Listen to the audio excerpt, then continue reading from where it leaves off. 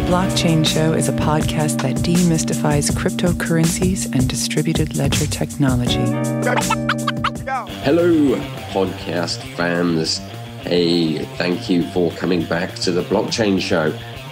We've seen a massive surge in people downloading this January, so please keep telling your friends, neighbors, colleagues, and your friends down at the bar. That would be great.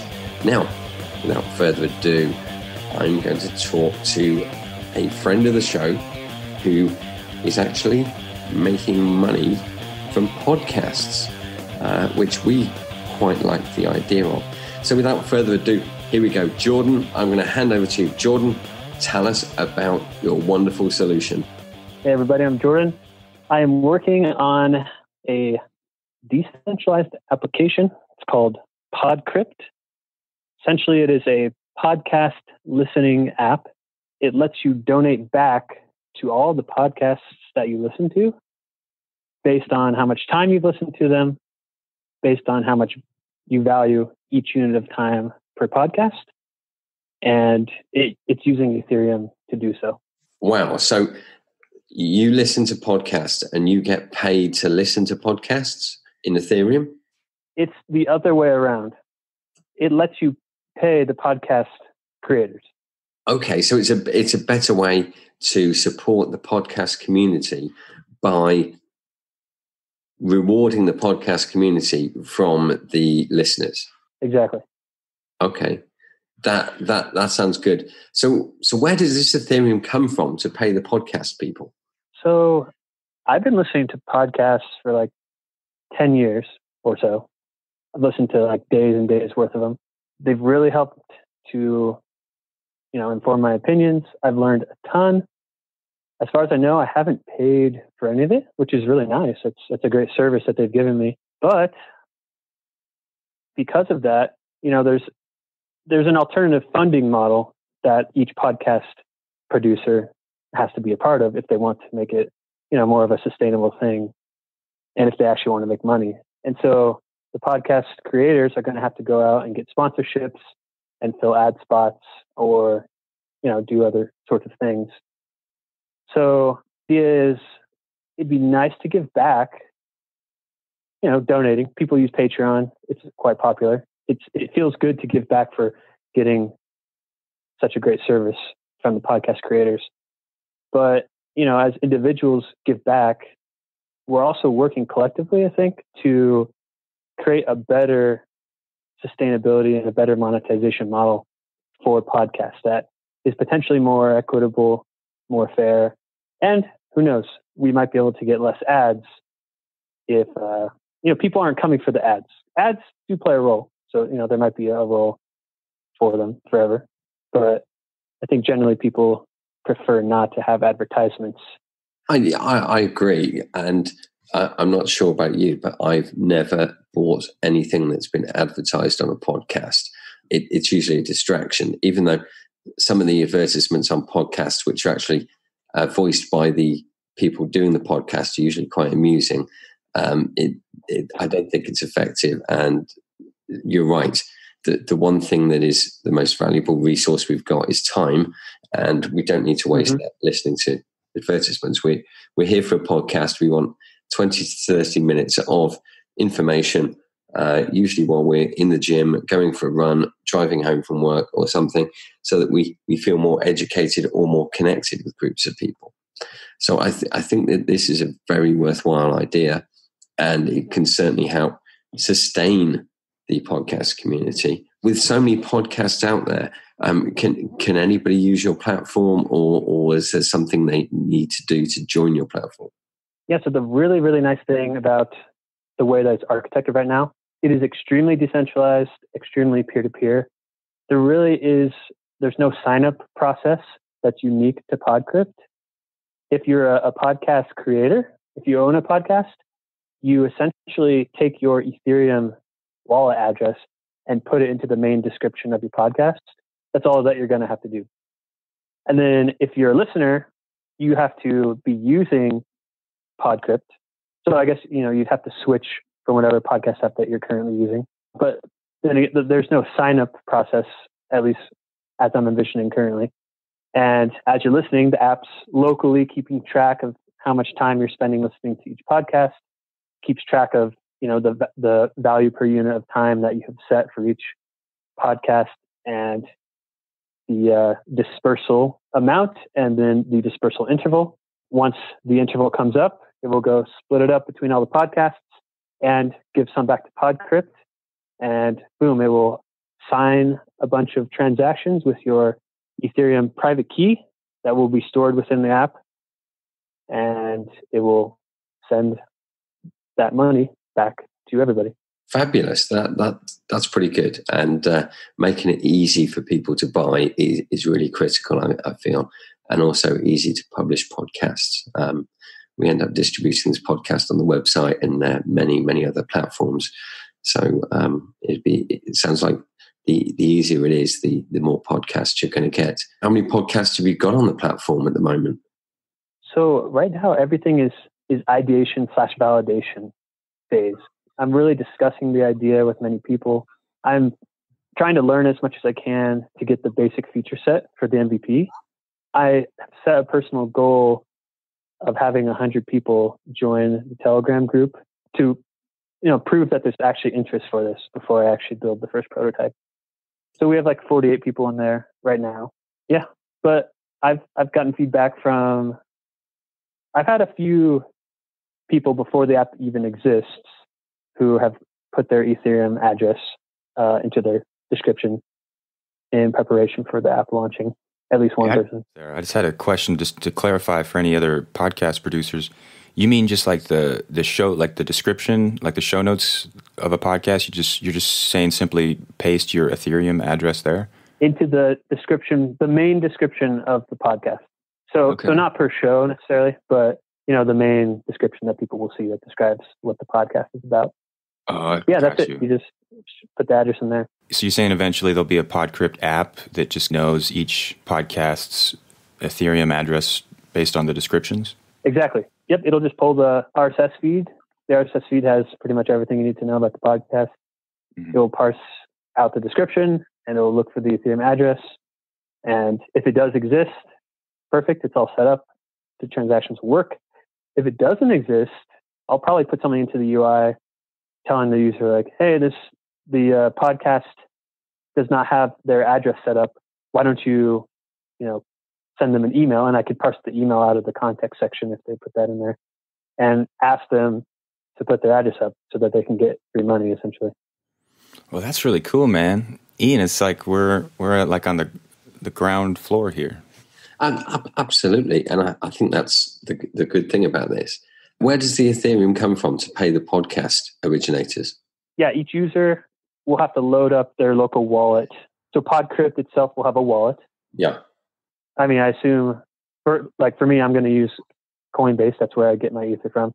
And I'll just load up my Podcrypt wallet. I'll just put the address in to Coinbase, say, hey, transfer over $100. And I'll just keep my wallet loaded up for the next few months. And it will slowly disperse it out. So you're going to be basically paying out money from your own bank account. Exactly. But what happens when that money runs out, or when you've got like 1 million podcasts on the platform? So the interesting thing, it doesn't really matter how many podcasts that you listen to. You're going to set the amount that you want to be dispersed, and you will never pay more than that amount per interval.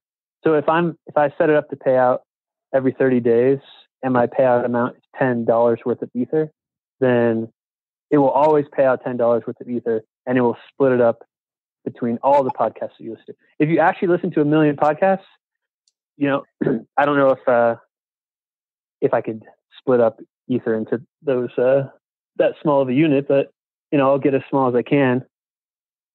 The gas cost per transaction will probably limit how small of a donation that you can give. I see, but how are you going to get the donations first to split up that money between the contributors? Where does that come from? Because like at the moment, that comes from advertising. It just comes from the user.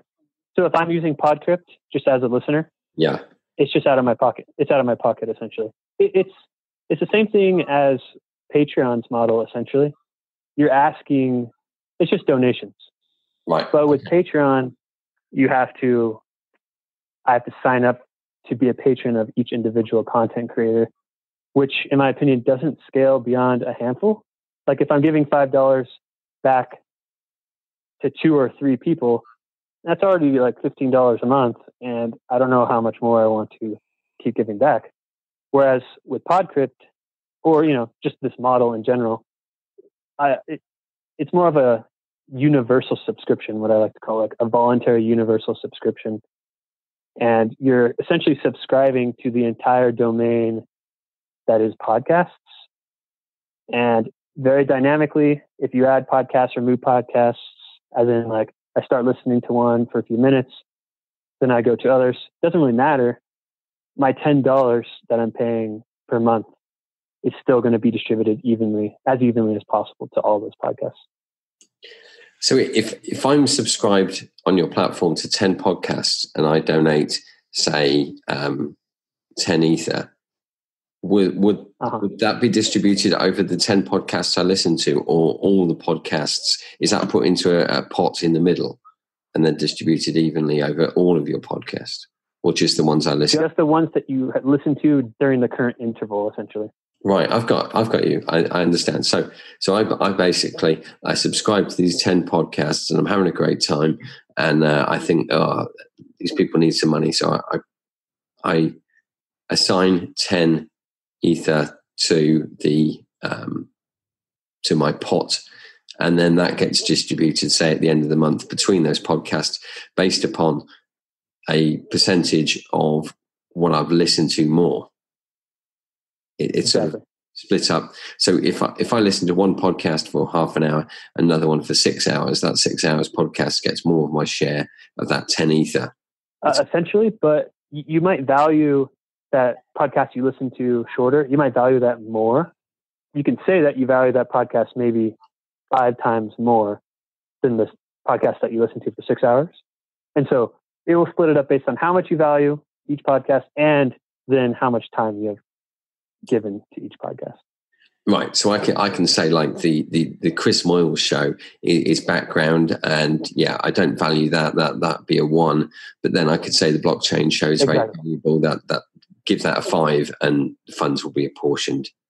I see. That makes sense. And I suppose you can do a subscription model where you donate a certain amount each month and it gets split up, and it's a set up and forget sort of solution in that respect. You think? Yep. Yeah, exactly. Just like, $10 every month, I'll load it up with $100 worth of Ether, and it'll just run until it runs out, and then it will tell me, hey, you ran out. Yeah. That sounds good. It's a bit like when you fill up your tolls or your London Underground card, etc. You've got sort of the money in the bank ready to be distributed, and you get a reminder. Okay, that sounds interesting. It sounds like a very interesting model. Have you thought about how you're going to get people to the platform and find out about the platform? Yes, there's some unique properties of this project that make the marketing pretty promising. So right now, I've just been reaching out manually, just emailing podcast creators or reaching out to people on Twitter, trying to get people into the Telegram group, of course, to get a user base and to prove that somebody is willing to actually do something to make this project happen. I don't want to build something that, no one actually cares about. Going on podcasts like this, this is all the kind of grunt work. I'm doing the things that don't scale right now, to kind of bootstrap everything. But I think if the idea is sound enough, I think it's really going to sell itself, and it will grow organically, because essentially there are 2 major players in this marketplace that we're creating in this little tiny economy.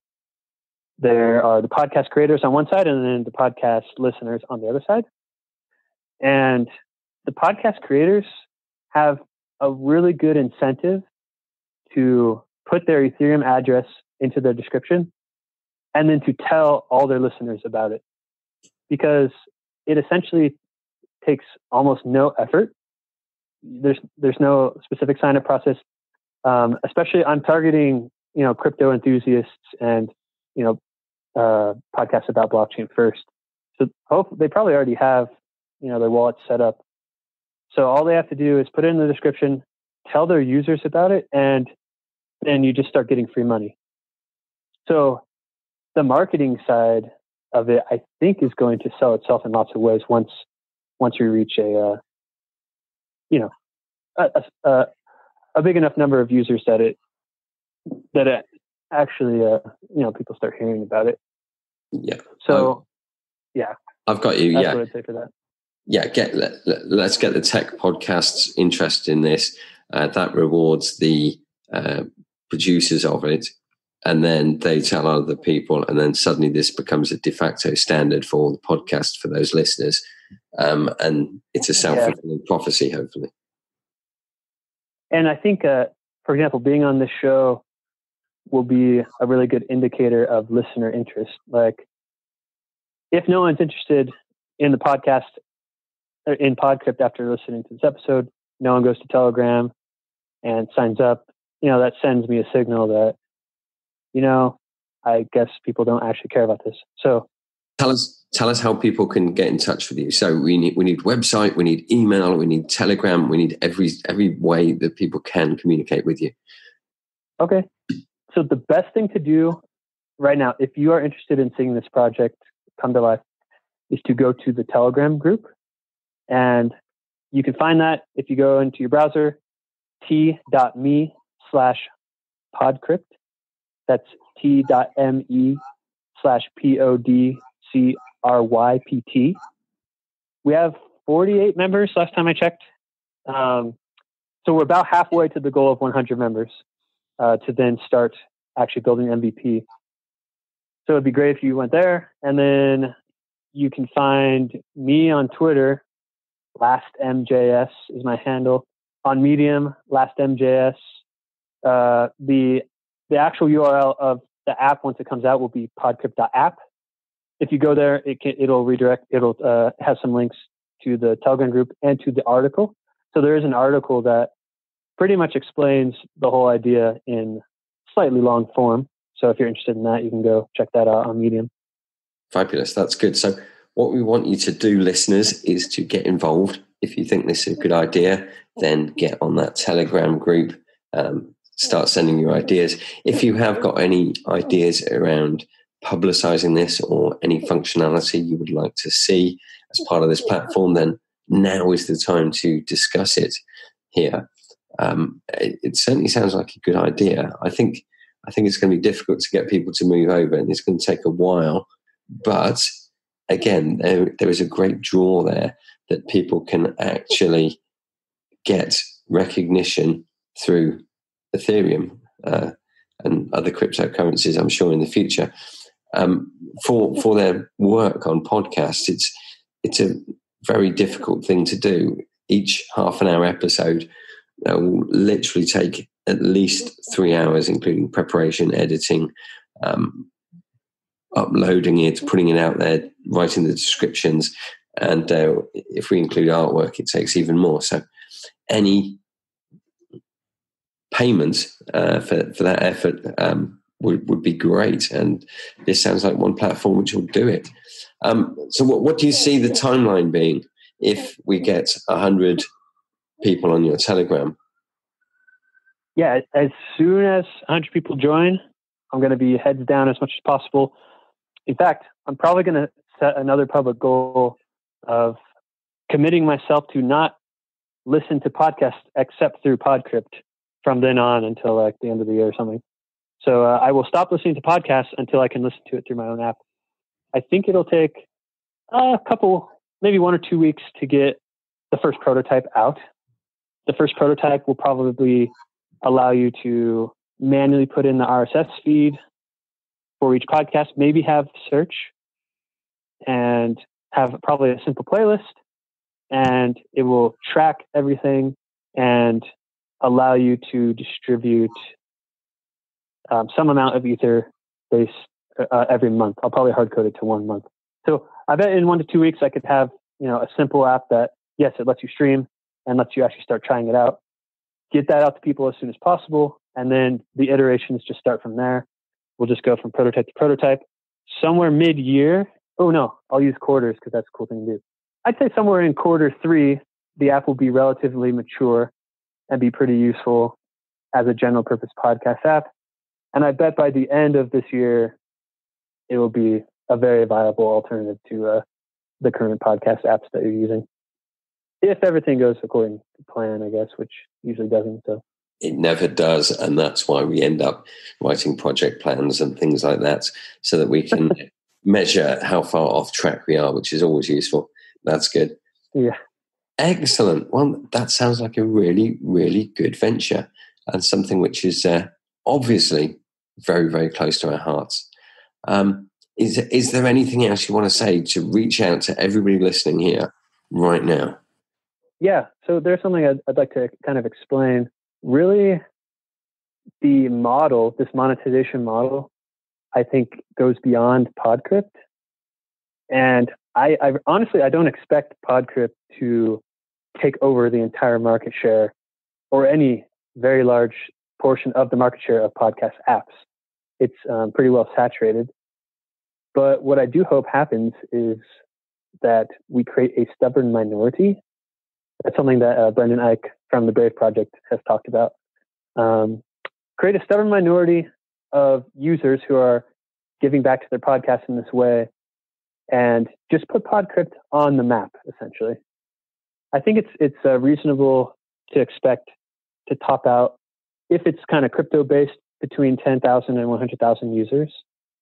And I'm hoping that's enough to, get Podcrypt out there and get the other big podcast apps to see, oh, hey, like, this is a model that's working. It allows the app to receive funds and the podcasts themselves to receive funds. Why don't we also implement it? That would probably be one of the best case scenarios, is if Podcrypt starts kind of a small revolution, gets the other podcast apps on board, and then we start moving the whole podcast ecosystem to this new, essentially attention-based economy. And I think the potential for this, just based on some rough numbers, so who knows if it would actually turn out, but right now it seems like there's about $300 million worth of advertising spending in the podcast ecosystem.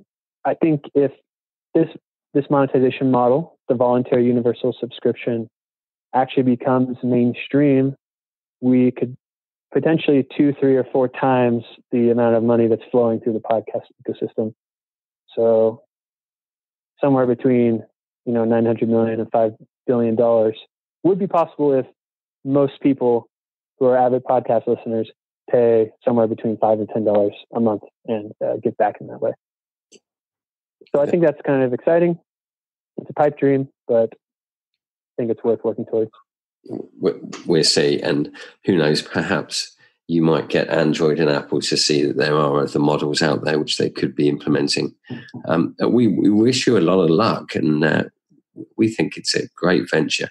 And we will be watching you and publishing this podcast on it as soon as the platform gets released, I think, just because it'd be an interesting project to follow, because we love eating our own dog food, shall we say.